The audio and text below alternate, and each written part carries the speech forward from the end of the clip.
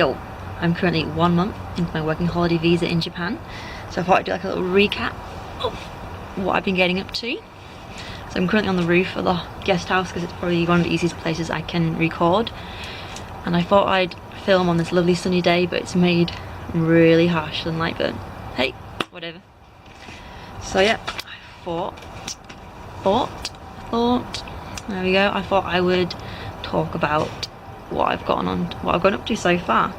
So as you can see, it's pretty sunny. It's currently New Year's Eve and I can't believe the weather here. Like, we've had 1 or 2 days where it's rained quite a lot.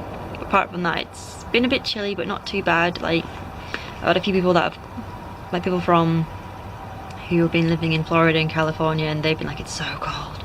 And I know, coming from the north of England, I'm like, it's not that bad. Like, it could be worse. Like, I was expecting it to be cold because it is December. But yeah, it's been really warm, which has been quite surprising. Another thing that's been randomly, this is all random stuff I'm going to talk about, so feel free to put this video on in the background and continue doing something just to listen if you want.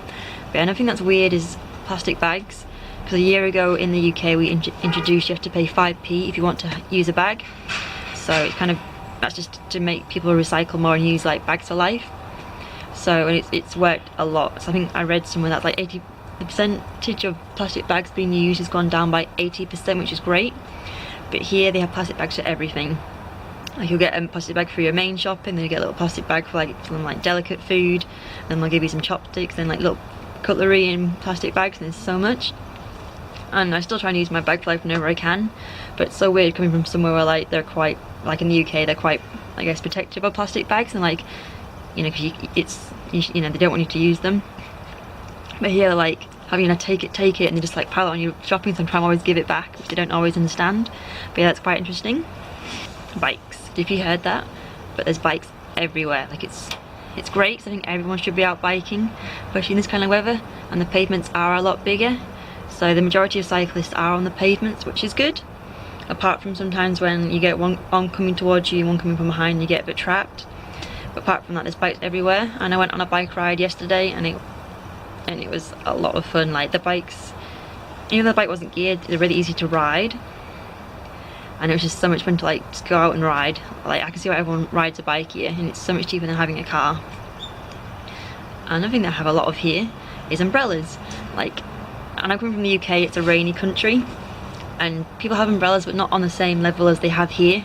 Like, everyone has an umbrella. Like, you'll go to like a shop, I think it was an onsen where I saw it first, they have little like umbrella stands, and they'll have like, you'll be able to like put your umbrella in and lock it in, and there's like rows of umbrellas, there's loads of them. And then you'll see people cycling with like holding the umbrella to like, if it's raining, and some bikes even have umbrella stands connected into them. But there's so many umbrellas, like, I'm quite impressed. And I love onsens. Like, I've only been to 2, and I just discovered one near just down the road. It's about 440 yen, which is about £3, but it was amazing. Like, I actually went there after my long cycle ride, and I think if I hadn't have gone, I would have felt the ache the day after. But the onsen had a heated pool, a mineral pool, a cold plunge pool, a steam room, a sauna, an outdoor pool, and also had something called a pulse pool. Like, I'd seen one of these before and I wasn't sure what it was, and then when I got in, it's like, it's obviously not electricity because that'd be stupid, like, but it's gonna, you can feel it pulsing through you, and it's really weird, but it's really good for you apparently. I couldn't stay in for long because it just felt really weird, but maybe it's something I can get used to more. But yeah, that was pretty interesting. Vending machines galore. I have never seen so many vending machines in all my life.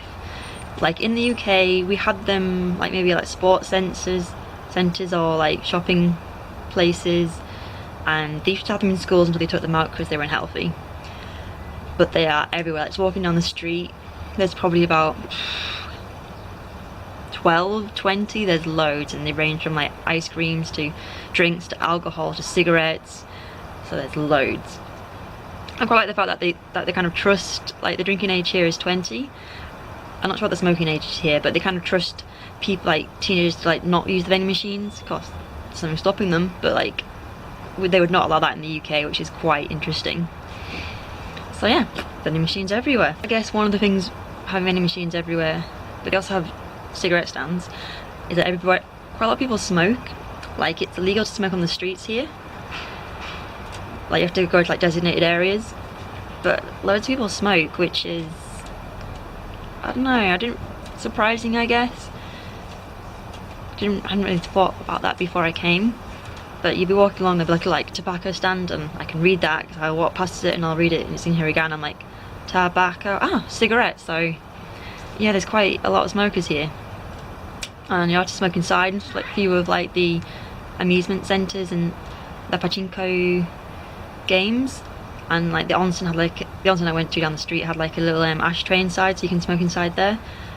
So that was quite weird, like coming from the UK where the smoking ban was introduced maybe 10 years ago now. But yeah, that was quite weird. So yeah, lots of people smoke in Japan. Been here for 1 month nearly, and I'm a big fan of the workaway now. Like, in terms of saving money whilst travelling, it's such a great idea.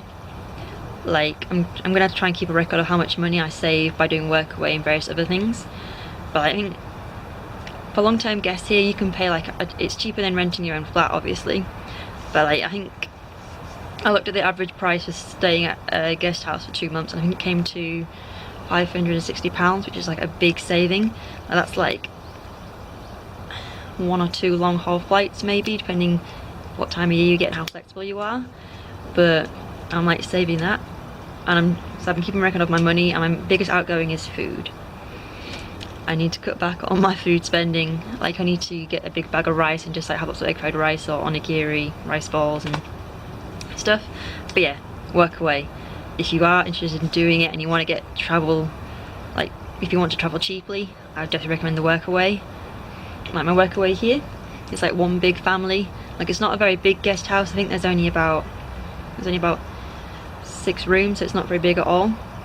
Because there's like 5 toilets and 2 showers, so you work about 5 hours, well 25 hours over the course of the week, and then here I just pretty much clean, check guests in, make a few beds, make sure the kitchen's tidy, and then yeah, basically just help the guests out if they have any questions. But like, since you have like a few long-term guests here, then it's just so easy, like you kind of become friends with them, so it doesn't really seem like work. You'll be hanging out in the lounge, and I guess they'll check in and you'll help them, and then they'll try and join the family. But yeah, it's like one big family here. Like, you're like asking, so what are you doing today? What have you done? Do you want out for lunch and stuff like that? But yeah, like, this has been a good workaway so far. So I'm happy to be planning my second workaway, so I'll have to see how that goes. But yeah, I'm a big fan of the workaway system. And I guess I'll end my first month recap there. So if you enjoy my videos, please feel free to subscribe, hit the like button and leave a comment. So yeah, I guess I'll wish you all Happy New Year, and yeah, I'll see you in 2017, which sounds really weird to say, but yep, hope you have a fabulous new year, and yeah, see you in 2017.